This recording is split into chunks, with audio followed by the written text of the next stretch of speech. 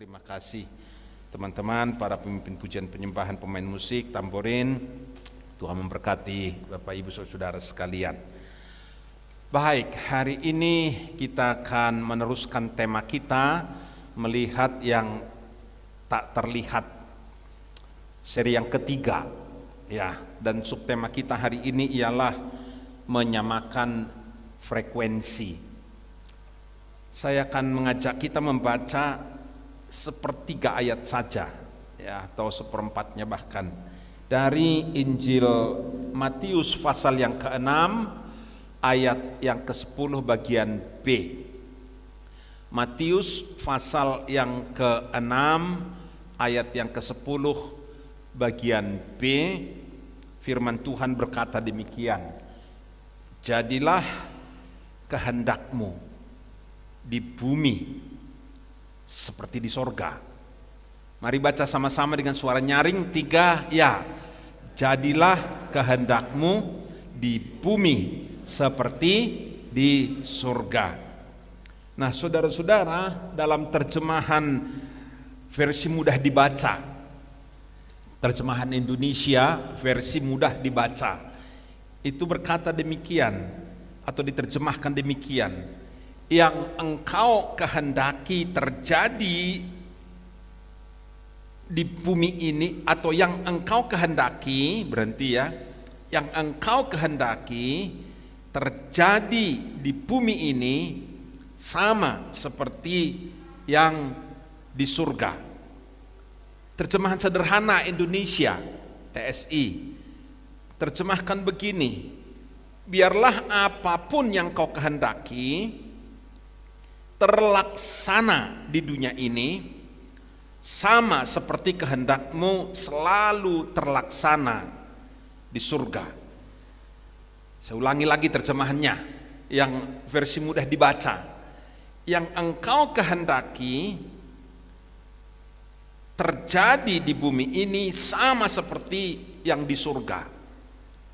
Apa yang di surga yang gak kelihatan oleh mata jasmani kita lalu terjadi di bumi. Yang dikehendaki Bapa di sorga terjadi di bumi.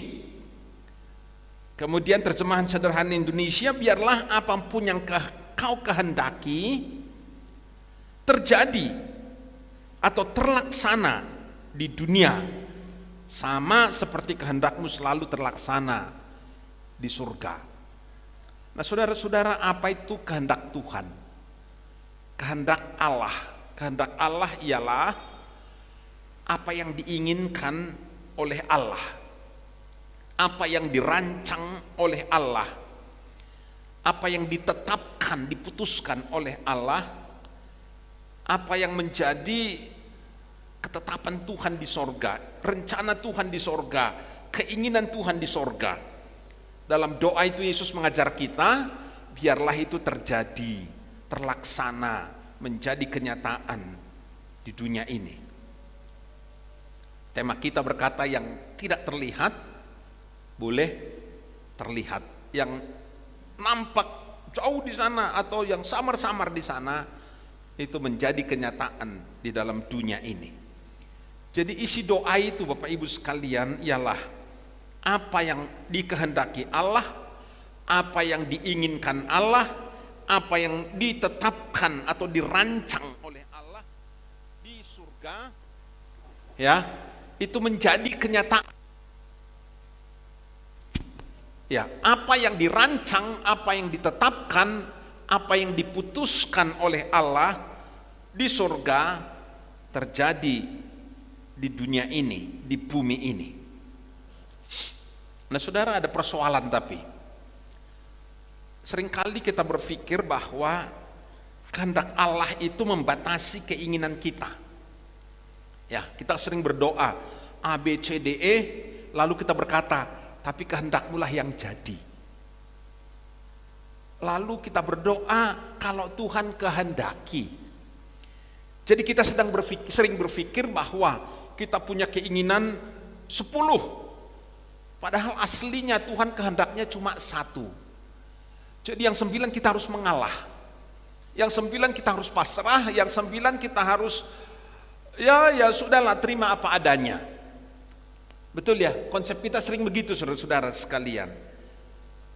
Padahal saudara-saudara, Allah itu punya banyak sekali kehendak, banyak sekali keinginan, banyak sekali rancangan, banyak sekali ketetapan, keputusan yang dia sudah kerjakan itu di sorga.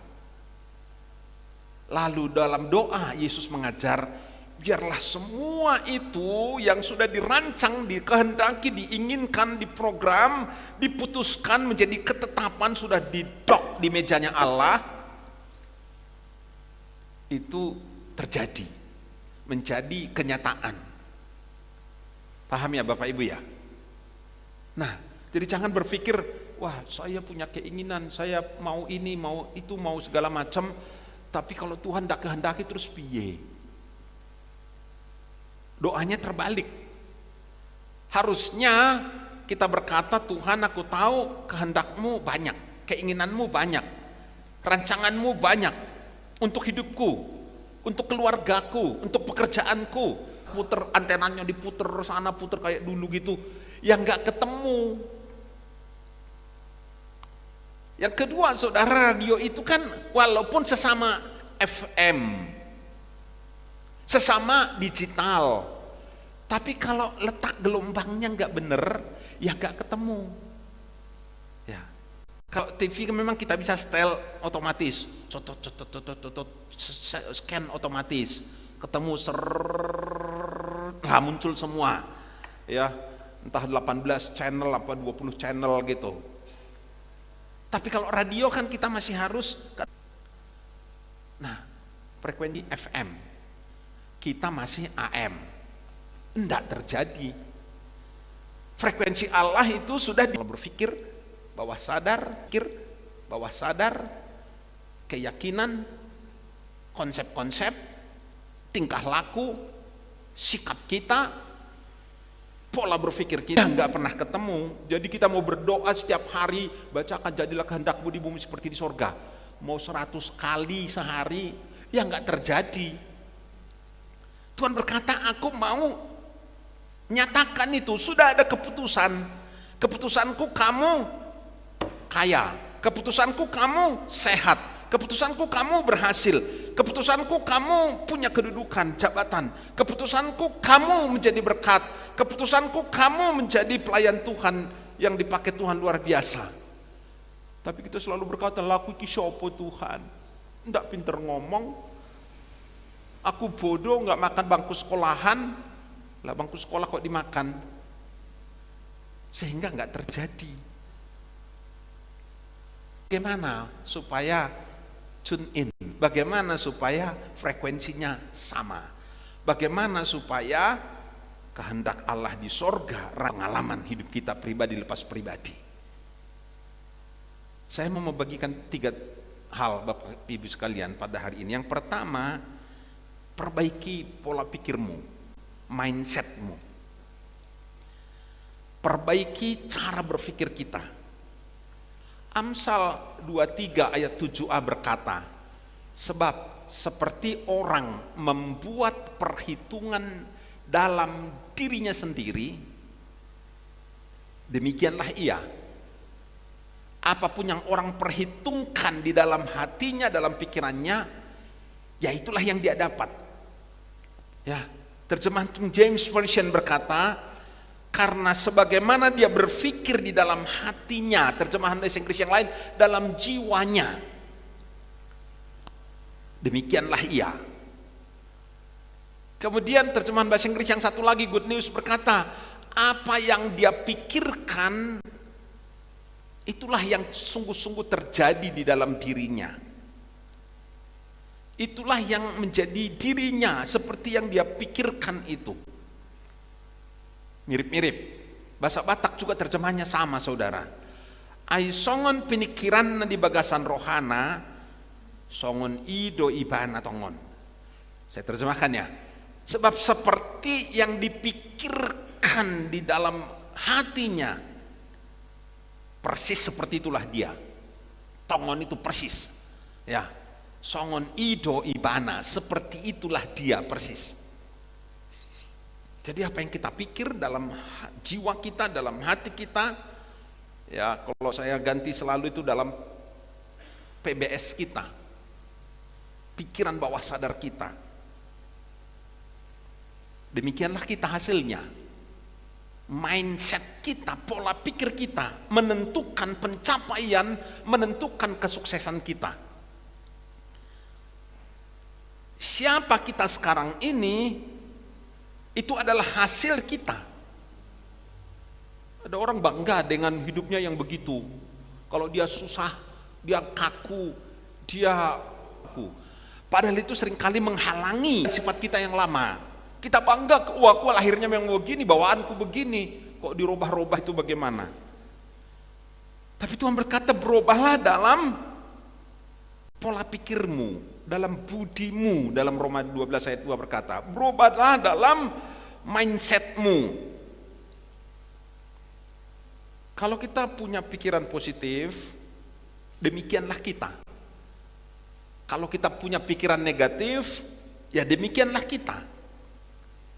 Kalau kita sukanya nilai orang negatif melulu, nyalahkan orang, nyalahkan keadaan, orang yang tidak cocok sama kita, ya begitulah kita selamanya.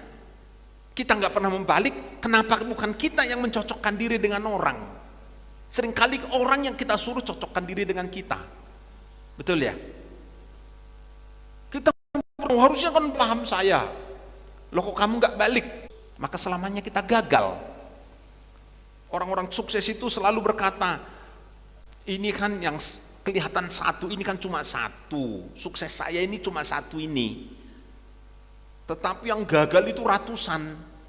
Itu kata si si Tanjung, konglomerat Indonesia itu yang punya Trans TV.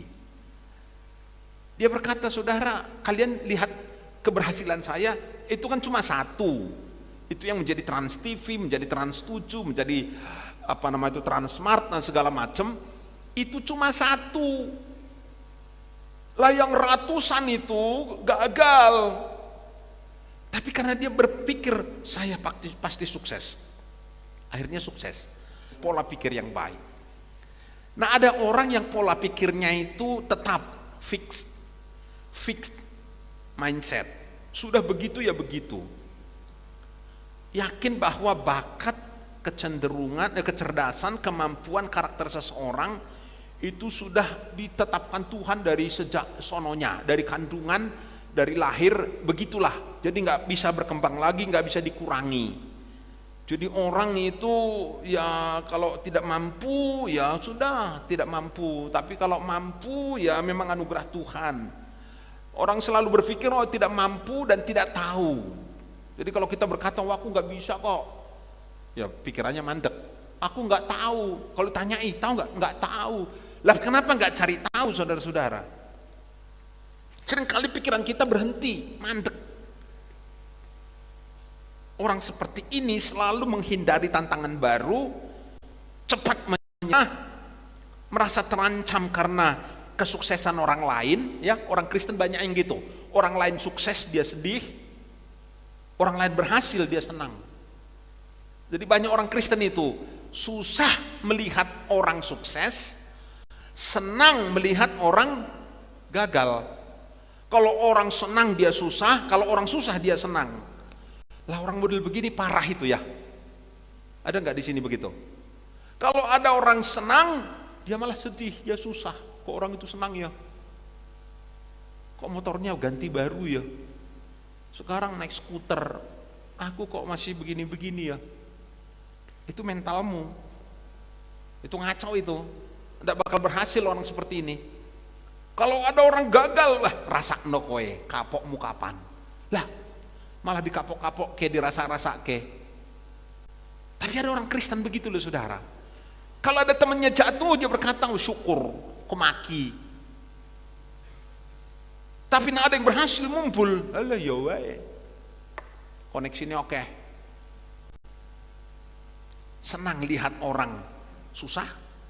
Susah kalau lihat orang senang. Lah mentalnya kayak parah itu yang begitu saudara. itu orang yang pola pikirnya sudah mandek. Pola pikir tetap, fixed mindset itu cenderung menyebabkan mental block. Jadi mentalnya sudah terblok, sudah ditutup, saudara-saudara ya, terhambat sudah. Yo, dikasih palang di depannya gede itu. Mental orang itu sudah ditutup, dipalang, dikunci rapat-rapat, dikasih gembok yang besar. Itu seperti gajah sirkus. Mental block itu seperti gajah sirkus, saudara. Ya, ini gajah kan bebas sebenarnya. Jadi pawangnya berkata, ayo naik, cuma kasih kode, naik, turun, udah bujuk, gajah jongkok segala macam. Kok nggak lari ya? Padahal gajah itu kan binatang liar. Lah itu gara-garanya ditaleni pakai rantai berminggu-minggu, berbulan-bulan, ditaleni sama pawangnya, dilatih. Nah, ketika sudah di panggung, ngertinya dia masih ditaleni, padahal sudah bebas. Dia taunya kakinya masih dirantai, jadi nggak lari. Karena apa? Pikirannya berkata, aku dirantai, nggak bisa. Selama ini dia coba gini-gini nggak bisa. Nah, disitulah dilatih sama pawang. Ya kalau nggak percaya, pergilah ke Waikamba sana ya, ke Lampung sana, lihat bagaimana pawang melatih gajah. Bebas sebenarnya. Tetapi saudara-saudara, karena sudah ada mental block. Padahal gajah itu pinter, gajah itu cerdas sekali, daya ingatnya tajam. Tapi karena ada mental block, maka dia nggak bisa lari. Nah, orang Kristen, orang manusia pada umumnya begitu loh saudara-saudara. Maka mental block itu harus dihancurkan, dipatahkan. Kalau enggak, sulit kita ini berhasil. Jika kita punya mental block, maka pikiran bawah sadar kita ini akan menolak usaha apapun. Firman macam apapun diberitakan, mau pendeta yang ngomong atau mungkin Roh Kudus sendiri yang ngomong, meyakinkan kita, memberi ayat, memberi khotbah, kelihatannya jadi rema mungkin bicara kepada kita. Tapi karena kita punya mental block, ya itu enggak tune in itu tadi, frekuensinya enggak ketemu. Ya begitu aja hidupnya saudara-saudara. Nah, bagaimana cara menghancurkan mental block itu? Ya menata ulang pikiran bawah sadar kita ini, selalu larinya ke situ ya. Karena ini yang logika-logika ini kan tiap hari kita berpikir, tapi yang di sini loh sudah diisi oleh pengalaman masa kecil kita, diisi oleh pengalaman traumatik kita, diisi oleh ajaran dari orang tua kita, diisi oleh suami mungkin, diisi oleh orang tua, diisi oleh guru segala macam. Itu di sini kan sudah tertanam semua dan itu menjadi blok yang memblocking segala informasi baru. Nah, itu harus dihancurkan saudara-saudara. Cara menghancurkannya bagaimana? Isi dengan firman, isi dengan kata-kata yang baik, isi dengan perkataan-perkataan yang dari Tuhan, isi dengan segala impian, isi dengan segala perkara-perkara surgawi. Jadi jangan cuma bergantung, oh aku dari kecil begini ya begini terus. Enggak. Tapi diisi itu saudara. Supaya apa? Blockingnya dihancurkan. Ada seorang bernama Viktor Serebryakov. Ini orangnya ya. Viktor Serebryakov. Waktu umur 15 tahun, gurunya suruh dia berhenti sekolah karena kelihatannya dia nggak mampu. Diajari ilmu matematika, ilmu eksakta yang nggak nangkep, diajari ilmu-ilmu sosial yang nggak nangkep, diajari lukis yang nggak nangkep, diajari seni yang lain nggak nangkep, diajari sastra nggak nangkep. Bodoh banget itu kelihatannya waktu itu. Lalu gurunya berkata, wis lah kowe iki memang nggak mampu, bodoh, IQ-mu jongkok, sudah berhenti aja sekolah. Percaya saudara-saudara, berhenti dia terima nasihat itu, dia terima omongan gurunya itu, dan selama 17 tahun dia mengembara.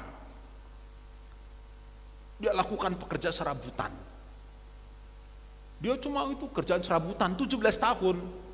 Jadi tukang batu lah, angkut sampah lah, mau apa saja serabutan. Ada orang suruh babat rumput, dia lakukan pekerjaan kasar serabutan gitu. 17 tahun. Dan selama 17 tahun itu dia bertindak sebagai betul-betul orang tolol, orang bodoh, yang IQ-nya jongkok, nggak bisa apa-apa. Tapi kemudian saudara-saudara, di umur 32 ada orang suruh dia tes IQ. Bu, kamu tes IQ. Lagi apa? IQ itu apa? Untuk melihat itu loh, itu intelijenmu itu nilainya berapa, kemampuan kecerdasanmu itu berapa tingkatannya. Lalu ikut tes.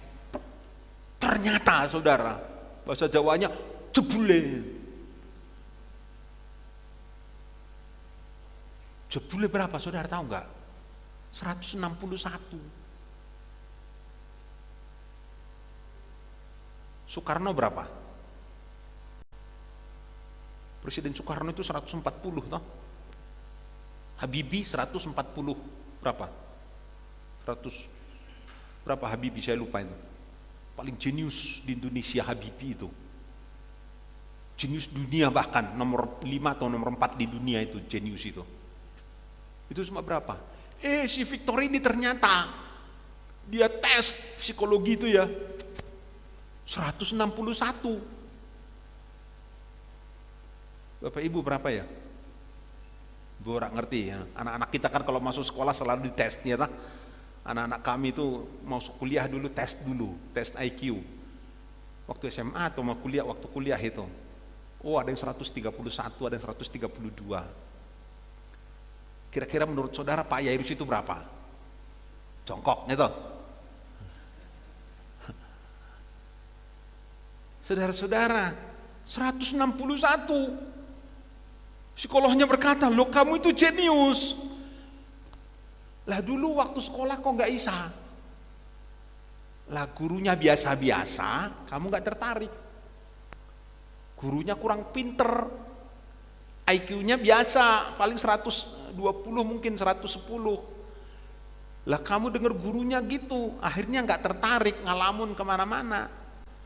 Karena kamu jenius, 161. Saudara-saudara, sejak itu dia bertindak sebagai orang jenius. Padahal tidak sekolah. SMP sudah berhenti. Tidak sekolah dia. Tapi begitu dia tahu dia jenius, wah, mulai hari itu dia bertindak sebagai orang jenius. Dulu gurunya berkata, "Kamu bodoh." Ya dia bodoh, 17 tahun dia bodoh.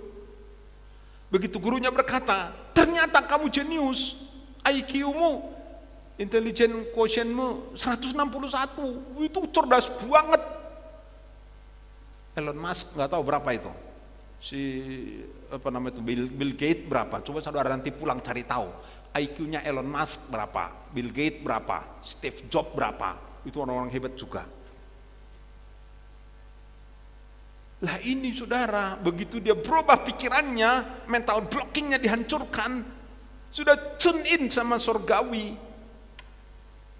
Enggak diceritakan memang dia sembahyang gitu, tapi yang penting mentalnya dulu dirubah, pola berpikirnya dirubah. Sejak itu apa yang terjadi? Dia menjadi penulis buku, dia mendapatkan banyak hak paten, dia menjadi usahawan sukses. Bahkan dia menjadi ketua dari Mensa Society, perkumpulan para jenius yang IQ-nya di atas 140. Jadi kumpulan orang-orang yang IQ-nya 140 ke atas, lah dia ketuanya waktu itu. Kenapa bisa berubah saudara-saudara? Karena dia sekarang bisa menemukan dirinya yang sesungguhnya. Pola berpikirnya berubah. Dia ternyata bukan orang bodoh. Dia ternyata orang jenius. Guru berkata bodoh, ya bodohlah dia. Psikolog berkata jenius, lah aslinya, lah kok bisa? Dites, betul-betul asli jenius. Bukan cuma asal ngomong, memang asli jenius. Tapi walaupun dia jenius, tapi karena omongannya tertanam di bawah sadar dia bodoh, ya 17 tahun itu dia ya gitu-gitu, jadi buruh kasar. Maka Bapak Ibu sekalian, kita harus perbaiki mindset kita, ganti pola pikir fixed mindset itu, pola pikir tetap itu, dengan pola pikir berkembang, growth mindset. Bapak Ibu bisa mulai hari ini kehendak Allah yang sudah ditetapkan di sorga, rencana Allah, keputusan Allah bagi hidupmu tahun ini terjadi. Nggak ada yang bilang amin. Jadilah kehendakmu, jadilah keputusanmu, terjadilah itu apa yang sudah engkau putuskan di sorga. Loh apa Pak? Boh, aku kurang ngerti keputusannya untuk dirimu. Tapi ada banyak firman yang menjanjikan itu. Allahku mencukupi segala keperluanmu menurut kekayaan dan kemuliaannya di dalam Kristus Yesus. Itu keputusan bukan? Kehendak Allah bukan? Allahku mencukupi segala keperluanmu menurut kekayaan dan kemuliaannya di dalam Kristus Yesus. Cukup enggak? Halo? Keperluanmu tercukupi enggak? Keperluan Dia cukupkan, pujihu aku puas. Kehendak Allah bukan itu. Allah mencukupi segala keperluan kita menurut kekayaan dan kemuliaannya di dalam Kristus Yesus. Itu keputusan, itu kehendak, itu kerancangan. Nah, sudah terjadi? Belum. Kenapa? Lah ngertiku. Lah ngertimu apa? Lo ora ngerti. Itu mental block. Hancurkan saudara-saudara ya. Jadi tune in itu frekuensinya, pola berpikirnya, karena seperti yang kita pikir tentang diri kita, ya persis kayak begitulah hasilnya. Jadi siapapun kita sekarang ini, ya salahmu dewe, pikiranmu begitu, dapatmu ya begitu. Aku orang pintar ngomong Pak, ya selamanya nggak pintar ngomong. Aku dedak-dedet nak ngomong Pak, ya dedak-dedet selamanya. Lah aku elek Pak, wis elek kono, karepmu nikmati oleh.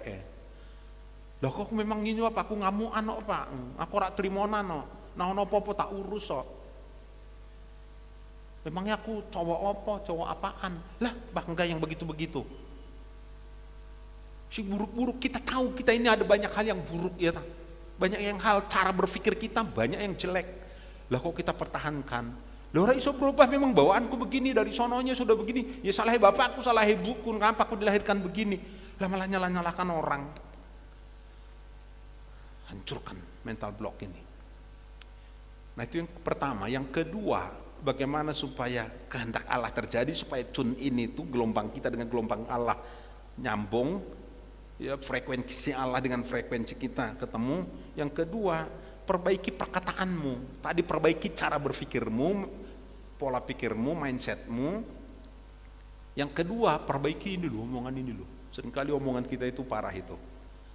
Bilangan 14:28 bilang begini, katakanlah kepada mereka, ini Tuhan bilang kepada Musa, bilang kepada orang Israel, demi aku yang hidup, demikianlah firman Tuhan, bahwasanya seperti yang kamu katakan di hadapanku, demikianlah akan kulakukan kepadamu.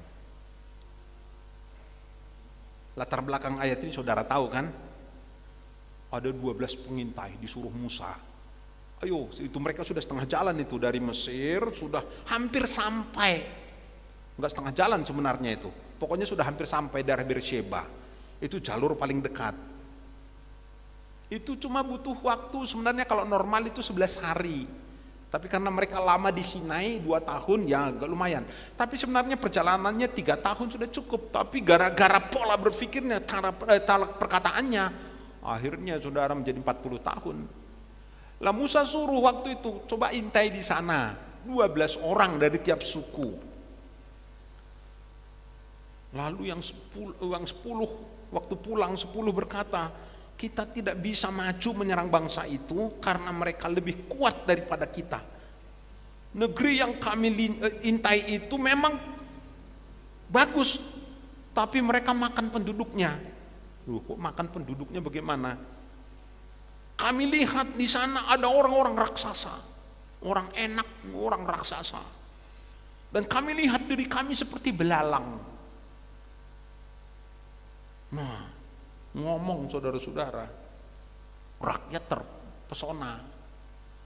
Di mana-mana itu rakyat lebih suka yang begitu-begitu ya. Kalau ada yang bagus, rakyatnya nggak terlalu tertarik. Tapi begitu ada yang jelek, wah tertarik. Di mana-mana begitu mayoritas rakyat, nggak usah rakyat umum, jemaat sama gitu ya. Ada omongan begitu, wah terpesona, percaya. Lalu 2 orang saja yang maju, si Yosua dan Kaleb. Tidak begitu kata mereka, negeri yang kami lalui itu untuk diintai luar biasa baiknya, berlimpah-limpah susu dan madunya. Mereka akan kita telan habis. Walaupun mereka kelihatannya besar-besar kayak raksasa, kita ini seperti belalang, tapi belalang makan raksasa. Oh no way. Aslinya raksasa ngabisi belalang, begitu kan? Goliat ngabisi Daud. Tapi 2 orang ini enggak. Yang 10 normal-normal pikirannya, yang 10 umum-umum, ininya masih kacau sininya pikiran bawah sadarnya. Yang 10 seperti rata-rata banyakan orang, dan rakyat ikut mereka. Cuma 2 dan keluarganya ikut. Keluarga kan harus ikut sama suami tah? Amin ibu-ibu. Halo. Cuma laku karep-karepmu dewe. Yosua, Kaleb kepala keluarga, istri ikut, anak-anak ikut, selamat mereka. Rakyat yang ikut 10 menangis bersungut-sungut berkata, lebih baik kami mati di Mesir daripada mati di padang gurun.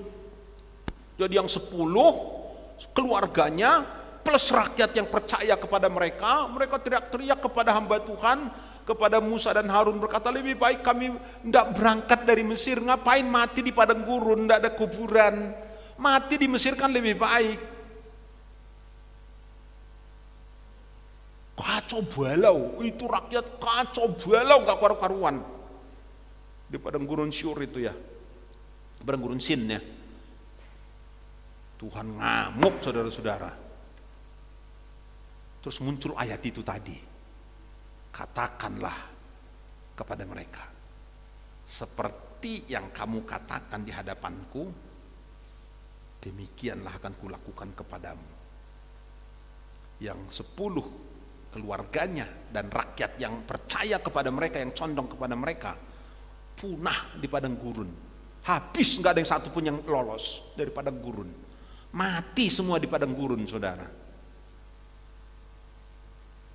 Tapi Yosua dan Kaleb lolos. Yosua menyeberang sungai Yordan, memimpin bangsa itu berperang merebut seluruh tanah Kanaan. Lalu Kaleb berkata, beri aku gunung Hebron, karena dulu Musa ketika mengintai itu, Musa janji dia akan berikan gunung itu, karena ketika pulang, Pak Musa, ada gunung bagus sekali, gunung Hebron. Besok itu kalau kita tiba di sana, aku minta gunung itu ya. Lalu Musa berkata, oke, besok kamu dapat gunung itu.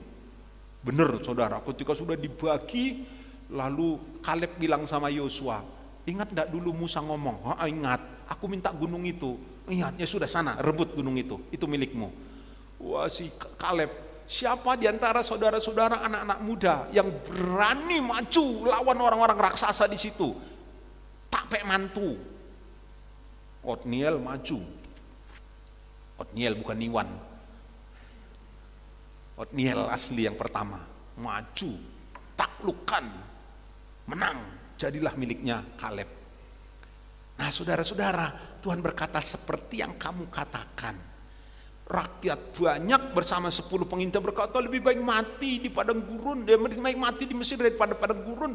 Lah ngapain mati di sini? Oh enggak begini. Tuhan berkata seperti yang kamu katakan, jadi mati sungguh punah. Lah Yosua Kaleb berkata, kami akan taklukkan negeri itu, kami akan kalahkan mereka, kita akan telan habis mereka. Seperti yang kamu katakan, jadi saudara-saudara. Alasan Tuhan, dia bilang begini, karena lain jiwa yang ada padanya. Itu tentang Kaleb ini. Tentang Kaleb Tuhan berkata, karena lain jiwa yang ada padanya, dan ia mengikuti aku dengan sepenuhnya. Lain, gak sama seperti yang lainnya, beda sendiri. Saudara punya jiwa sendiri atau jiwa teman-teman anggota komsel, anggota persekutuan, anggota teman-teman ketemu gitu, atau punya roh yang beda?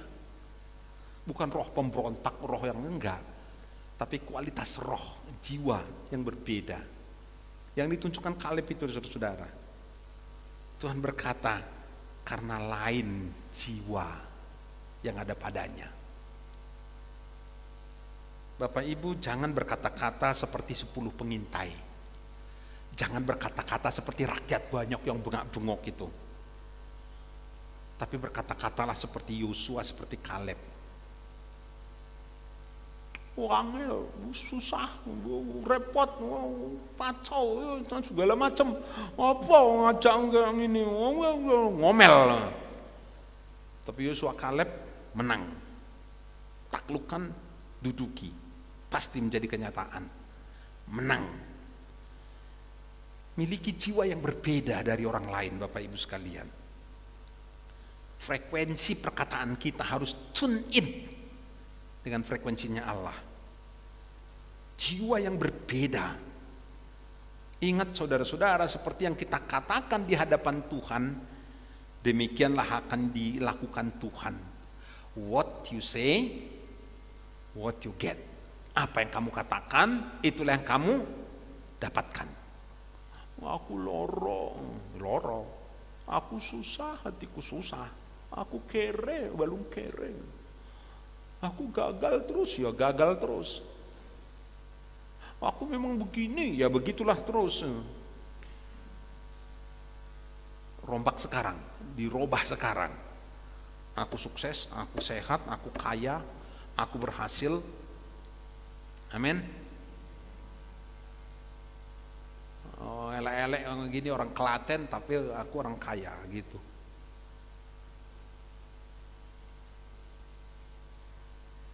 Boleh lanjut lagi? Baru 2 ya, nak? Baru pikiran dan perkataan. Dengan cara itu ketemu nanti itu gelombangnya. Yang ketiga, saudara-saudara, perbaiki citra dirimu, gambar diri tentang siapa kita ini. Perbaiki citra diri. Mazmur 8 ayat 5 dan 6 berkata, apakah manusia sehingga engkau mengingatnya? Apakah anak manusia sehingga engkau mengindahkannya? Namun engkau telah membuatnya. Membuat apa? Hampir, ayo baca sama-sama. Engkau telah membuatnya hampir sama seperti Allah, dan telah memahkotainya dengan kemuliaan dan hormat. Manusia itu sakjane apa toh? Gitu loh bahasa Jawanya itu. Manusia itu kan cuma uget-uget. Tahu uget-uget ya? Aku ikan cuma seperti cacing kepanasan gitu. Aku iki sapa toh? Aku iki bodoh longo-longo. Aku ora iso apa-apa. Siapakah manusia itu? Dikandung dalam dosa, lahir dalam dosa. Kacau balau enggak karu-karuan, cuma dari debu. Lempung dikatoi toh manusia itu toh? Bener enggak? Kita ini kan cuma lempung dikatoi. Tapi kemudian dihembusi nafas hidup, diberikan gambar dan rupa Allah, peta dan teladan Allah, imago Dei dan similitudo, diberi. Jatuh dalam dosa, tapi lagi dicintai oleh Tuhan lagi. Maka setelah itu pemazmur ini Bani Asaf berkata, siapa sih sebenarnya manusia itu? Apakah manusia itu? Apakah anak manusia itu? Sehingga engkau mengindahkan itu artinya gateke gitu loh saudara, memperhatikan. Manusia itu siapa sih? Wong kita ini semua ya podo elek kok. Mau ganteng, mau cakep, mau pinter, mau podo elek sebenarnya di hadapan Tuhan. Tapi perhatikan saudara, namun engkau telah membuatnya hampir sama seperti Allah. Saudara, sadar enggak kita ini mendekati junjungan kita? Atau saudara tetap berkata, aku cuma manusia bodoh, manusia gagal, manusia kacau, masa laluku kacau. Kalau Bapak tahu masa laluku, enggak mungkin Bapak ngajari aku begini. Tapi firman ini berkata, engkau telah membuatnya hampir sama. Enggak sama sih, kita ciptaan, dia pencipta. Tapi kemudian saudara, ada ayat lain yang kontroversi. Ada ayat lain di dalam Mazmur 82 ayat 6. Lalu dikutip oleh Yesus itu di dalam Yohanes 10 ayat 34. Next ya. Dikatakan begini saudara. Ayat Mazmur 82 ayat 6. Aku sendiri, Tuhan sendiri ya. Aku sendiri telah berfirman. Kamu adalah siapa? Siapa Allah di sini? Oke, ada satu saja yang angkat tangan. Itu pun kiwo apa tangan? Ya, dua-dua malah. Kamu adalah Allah. Wani enggak? Tadi dikatakan kamu hampir seperti Allah. Tapi ayat ini justru berkata kamu adalah Allah. Dan anak-anak Allah yang maha tinggi kamu sekalian. Yesus cocok. Maka di Yohanes 10 ayat 34 dia kutip. Kata Yesus kepada mereka, tidakkah ada tertulis dalam kitab Taurat kamu? Aku telah berfirman, kamu adalah Allah.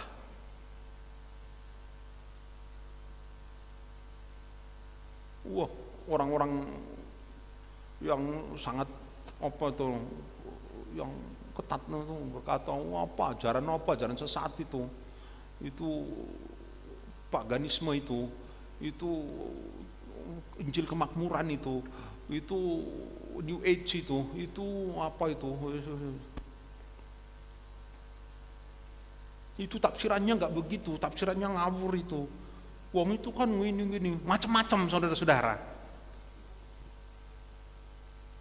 Tapi jangan dulu lari ke tafsiran, harafiah dulu.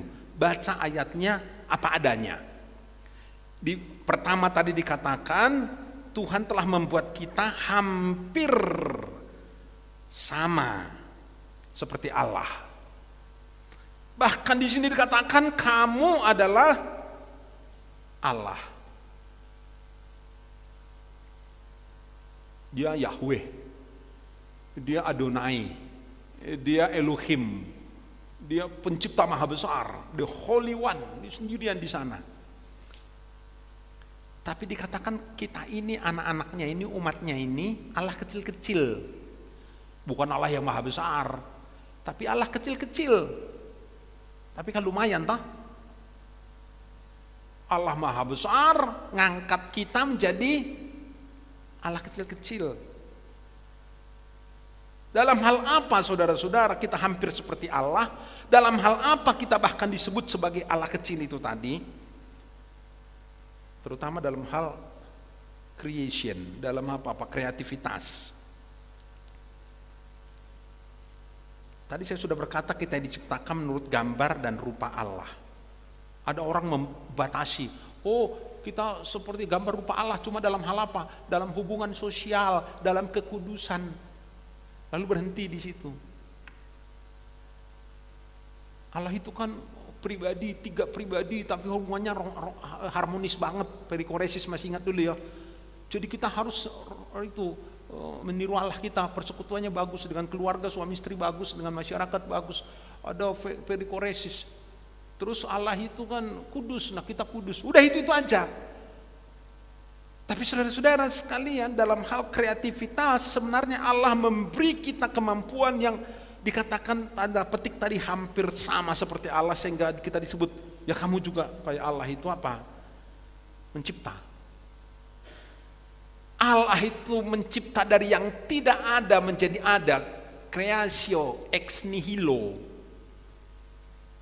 Tapi kita bisa mencipta dari yang sudah ada, lalu bisa mencipta seni, bisa mencipta arsitektur, bisa mencipta teknik, bisa mencipta apa, lalu bisa mencipta keadaan. Jadi karena kita tahu siapa diri kita ini, lalu kita berkata jadilah kehendakmu, omongannya itu mencipta. Paham ya? Jadi enggak kayak gitu ya Allah lalu menguasai dunia. Enggak. Tapi kemampuan mencipta, kreasi, kreativitas yang pada Allah itu besar sekali, nggak bisa ditandingi. Tapi paling tidak pada kita ini kecil-kecil, untuk diri kita, untuk keluarga kita, untuk komunitas kita, untuk gereja kita. Ciptakan hal-hal yang baik. Ojo ngelek-ngelek gerejamu, ojo ngelek majelismu, ojo ngelek-ngelek pendetamu. Lah pendetanya apa, majelisnya apa, gerejanya apa, ibu-ibunya apa. Itu perkataan mencipta itu. Anakmu bodoh, bocah kok bodoh yo, mencipta itu. Oh, kok kere yo, mencipta itu. Lalu diri kita ini, walah aku ini memang longa-longo kayak kebo, lah kayak begitu nanti kita gitu ya. Dirimu itu hebat, dirimu itu anak Tuhan yang luar biasa, sudah dikeluarkan dari dosa, dikeluarkan dari budak dosa, dikeluarkan dari segala macam yang buruk, yang jelek, yang gak karu-karuan itu, lalu diangkat, dipulihkan oleh kematian Yesus di kayu salib. Kita sekarang menjadi ciptaan baru, yang lama sudah berlalu, yang baru sudah datang, dan kita ini sekarang manusia hebat. Amin. Mungkin ada yang masih berkata, oh contoh Pak, orang wani, aku bilang aku hampir seperti Allah, bahkan aku Allah. Orang wani, orang wani aku ya orang wani. Oh, dalam hati dulu saja lah saudara. Paling tidak dalam hati. Perbaiki citra dirimu. Dirimu itu anak Allah yang maha tinggi, pewaris kerajaan sorga. Amin. Nanti berangkat semua, masuk sorga semua, terima upah di sana, layani Tuhan langsung di sana, dengan segala kemuliaan, dengan segala kedahsyatannya. Jadi ciptakanlah keadaan, ciptakanlah kondisi, kekayaan, kesehatan, keberhasilan, kebahagiaan, ciptakan sukses dalam dirimu. Melalui apa? Pikiran, perkataan, lalu gambar diri. Nangkap ya? Maka pikiran kita harus diperbaiki, perkataan kita diperbaiki, citra diri kita diperbaiki. Walaupun kita ini orang Klaten gitu ya toh, tapi kita bisa melakukan terobosan-terobosan yang besar bagi dunia ini. Orang Klaten kelihatannya. Kalau saya cerita siapa diri saya gitu, Mas Ruby kadang-kadang, Pak mau cerita kemana? Pak mau bikinkan buku, Pak mau dibikinkan podcast. Saya bilang gitu. Lah wong desit enggak ada di peta. Kok sudah mengarungi 20 negara di dunia ini. Saudara enggak sadar ya toh? Pak Yairus itu sudah menginjakkan kaki di 20 negara. Padahal orang desa, pendeta cilik begini, cuma jemaatnya cuma kecil begini ya toh.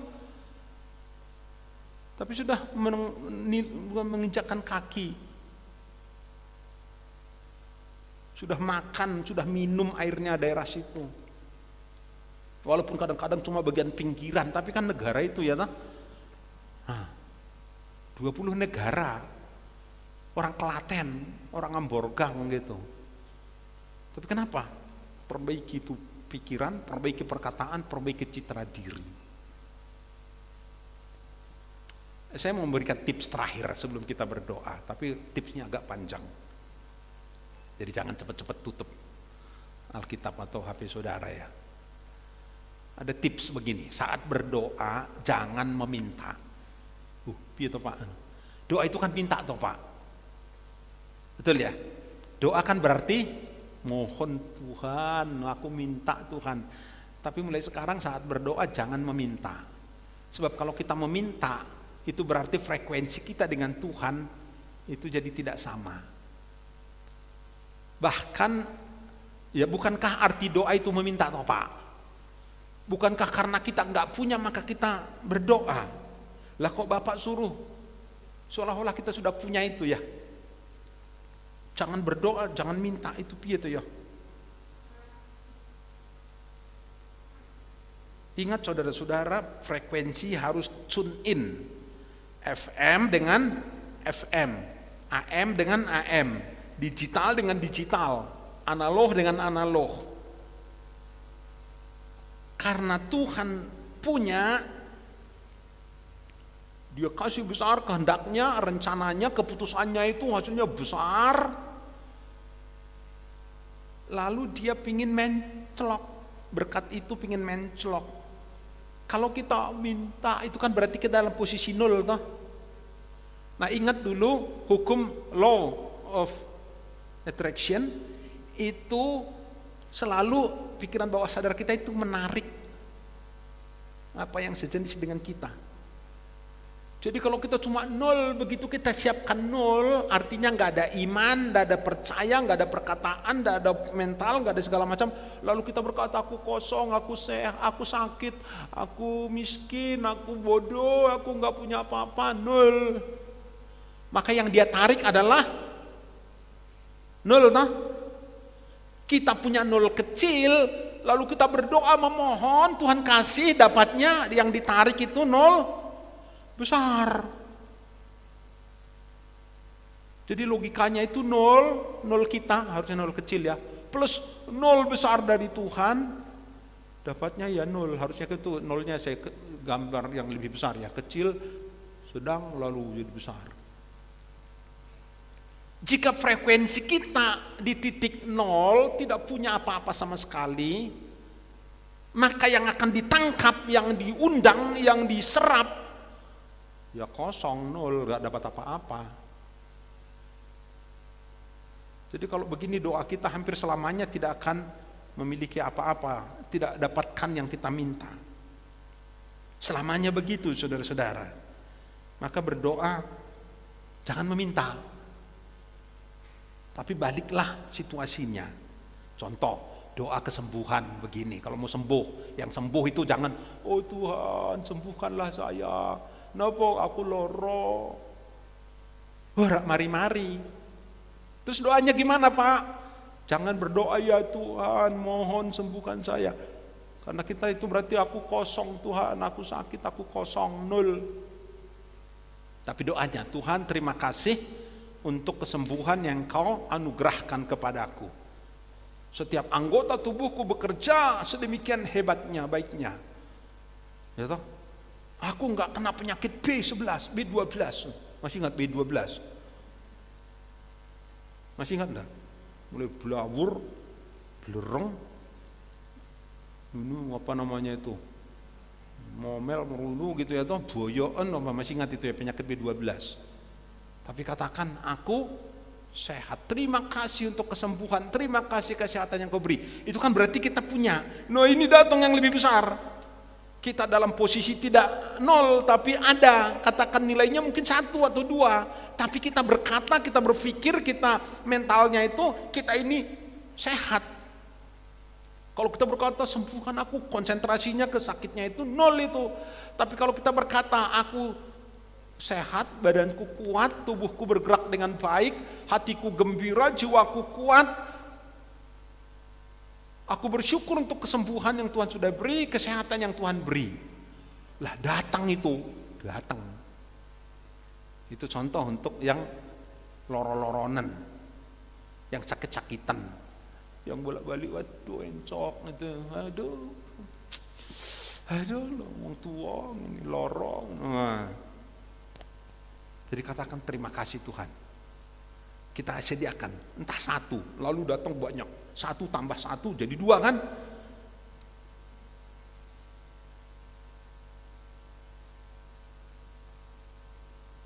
Kemudian saudara-saudara, kalau kita mau kecukupan, kelimpahan. Yang kekurangan-kekurangan orang duit itu ya, bolak-balik terlilit hutang, bolak-balik dikejar-kejar sama tukang tagih gitu. Jangan berdoa, ya Tuhan mohon berkatilah saya hari ini makanan yang secukupnya. Loh, Yesus ngajarkan gitu loh Pak. Tapi sekarang gantilah doamu, karena jangan nol. Oh, berkatilah saya. Tapi doakan, Tuhan terima kasih untuk berkat dan kelimpahan yang Kau anugerahkan kepada saya. Saya hidup dalam kecukupan bahkan kelimpahan. Aku ada ketika pas butuh, bahkan lebih daripada itu. Terima kasih untuk tabungan berapapun itu ya toh. Terima kasih untuk persediaan yang Tuhan sediakan. Semua yang saya butuhkan Engkau sudah sediakan. Hatiku bergembira, jiwaku bersorak-sorai.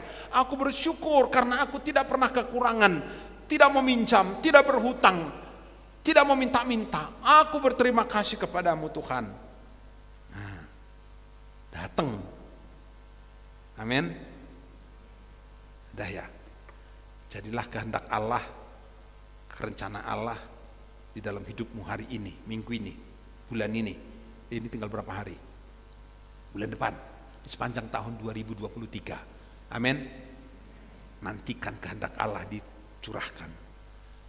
Mari kita berdiri bersama-sama. Haleluya. Terima kasih Tuhan.